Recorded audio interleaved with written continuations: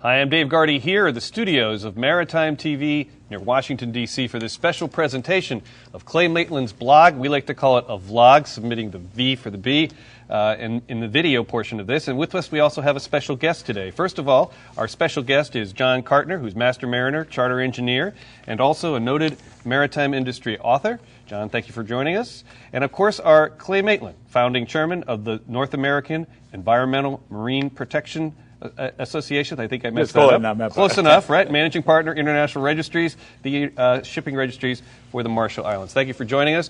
We're going to talk today about 5 specific reasons why shipping must get back on track in the U.S. political and public national agenda in 2012. I'm going to take these 5 things, Clay, that you said and let each of you gentlemen comment on them.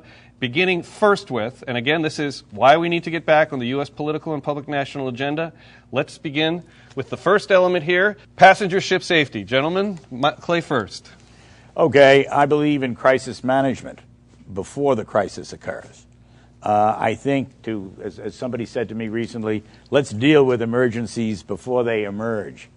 It's a good slogan. I don't want to wait for the next major passenger ship incident, and we're called up for hearings before Congress to address some of the issues that have been raised by the Costa Concordia incident, including how to get 4,000 some odd people, and it could be as many as 8,000 in the case of some of these ships, off a ship that's in distress, depending on where the ship is. I think these issues need to be addressed, and we need to talk about how this is going to be done. And if the hearings are going to be held, let's have them, and let's involve the government of the United States in them before the casualty occurs. We have a tendency in our industry to play catch-up ball, and it's something that doesn't work very well when you're dealing with deaths. We saw this with the Deepwater Horizon disaster, where there were a number of fatalities, and again, we're paying a very heavy price. What needs to be understood is that there is a cost when the government intervenes nowadays, which is much greater than it used to be when I was a boy. Back in the days, the government did not demand a $20 billion escrow fund to be set up. Back in the days, you didn't have a potential $40 billion loss like BP is facing now, or like Transocean is facing now. These impact American jobs, American companies, and they need to be addressed by us here in the United States. And we should not drink too much Kool-Aid or sing too much Kumbaya, if you know what I mean, before the accident occurs. We need to recognize that the problems exist. John, passenger ship safety and why it's a reason that we need to get back on the U.S. political and public national agenda. If we don't, we're going to have a disaster similar to the Costa Concordia or larger. We have passenger ships coming in and out of Florida daily, hourly. It's going to happen. The model for risk, as Clay has pointed out, is probably broken now. It is not working in the size of the accidents and the economies we have. If you want to call it the accident economy is bigger than the money. Therefore, we have to be proactive. If we're not proactive, we're going to have disasters, and then we'll have government intervention where we don't need it. This occurred in Open 90, in my opinion. Open 90 did some good things, yes, but it was reactive rather than proactive. Okay, next issue. MARAD, education of seafarers, Kings Point, and environmental protection as it relates to that. Why we have to get back on the public agenda. Clay, you want to comment on that? Well, I think we need Kings Point. We need maritime education. We need to look at the state academies that exist, the maritime academies.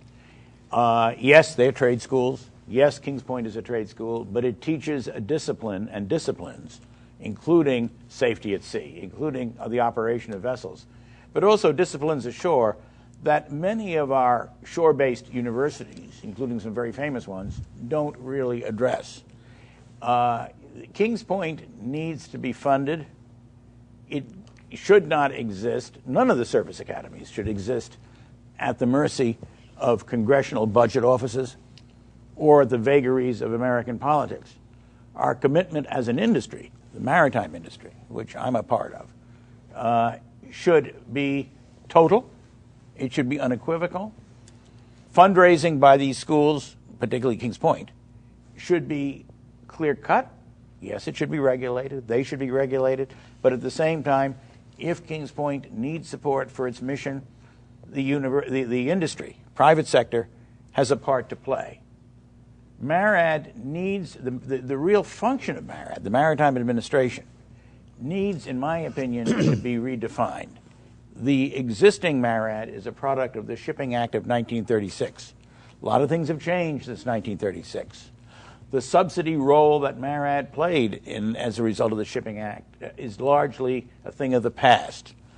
MARAD's job, among other things, needs to be more redefined by Congress, in my opinion, and it needs to be a job that includes, in some way, the future of Kings Point and the safeguarding.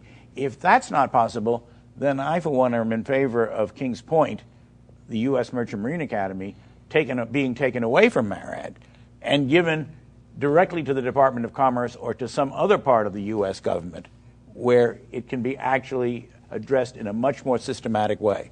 John? Oh, I cannot disagree with anything Clay has said.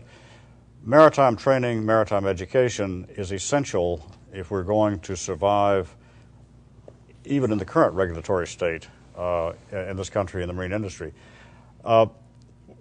I hope historically, 50 years, 100 years from now, the historians will look back upon us and say this is the great age of reform, because we're realizing that our models aren't working. Our capitalist model has frayed around the edges. Our safety models, our training models, our education models, our government models even aren't working. We would hope that reform is in the air. I'm not holding my breath. I do think, however, that Kings Point and its hackneyed, its trite, is unique. That unique part of Kings Point, its ability to instill duty into its graduates, is unique. It is unusual to have an industry, such as ours, which is run by, it's been described as quasi-military people. It's not quasi-military. It's merely good discipline and good effort to do what your duty is supposed to be. Next item. Failure of some shipping companies to embrace risk management. Why we have to get it back? We have to get back on the public agenda for that reason. Clay? Well, we don't want to see these companies get sunk. I'm a businessman. BP is a fine company. The shipping end of BP is very well managed, very well run. They have an excellent safety record.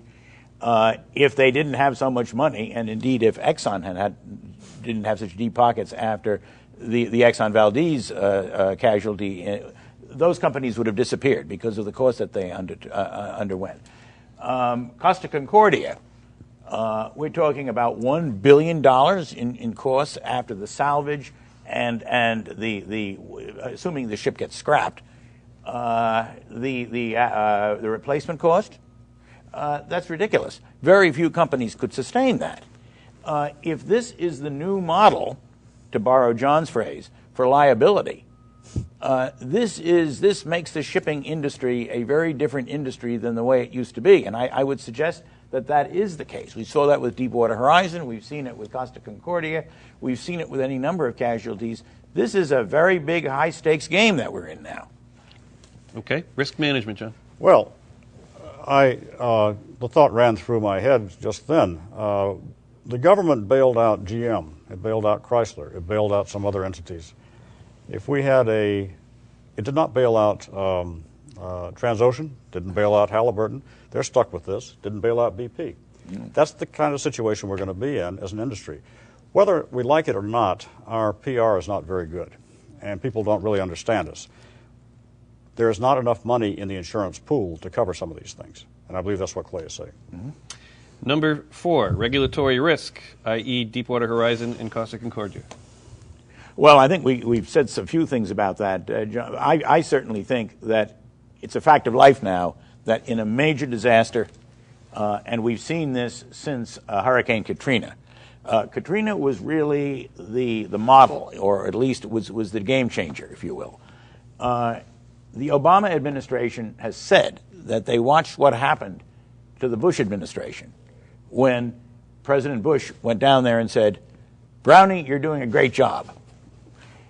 And they don't want to be caught in the same situation when 4,000 people are dead on a passenger ship, and they're Americans.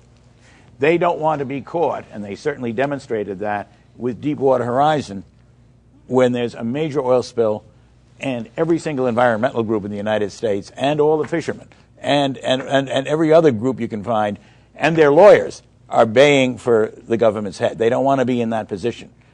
The election cycle now is 52 weeks of the year every year. It's a political reality that in a major casualty, the federal government, meaning the White House, is going to discover the shipping industry. Notwithstanding our bad PR, they're going to recognize it. Now, I'm going to say something very strong about this. I have spoken about Deepwater Horizon in a great many fora, and the response that I get from people in the shipping industry, not Americans, I might add, but people with major shipping-related ship owner groups is, oh, but Clay, that rig was not a ship. It's really not about us at all. Now, if you get that, and that is what I got from the International Chamber of Shipping, Dave, we're in a heap of trouble, as they say in the South.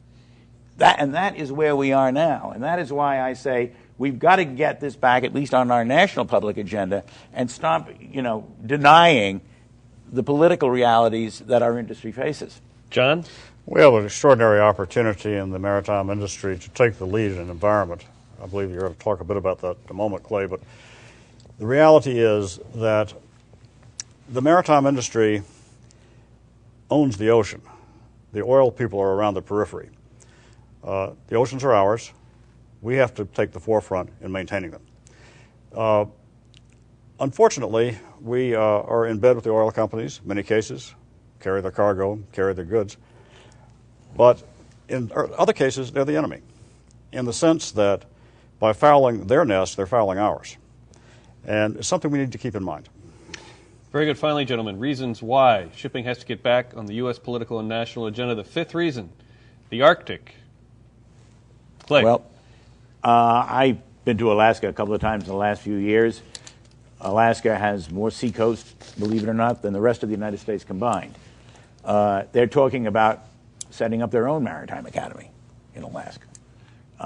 They have a great interest not only in fisheries, even in whaling, which is to some extent legal among the Indian tribes of Alaska.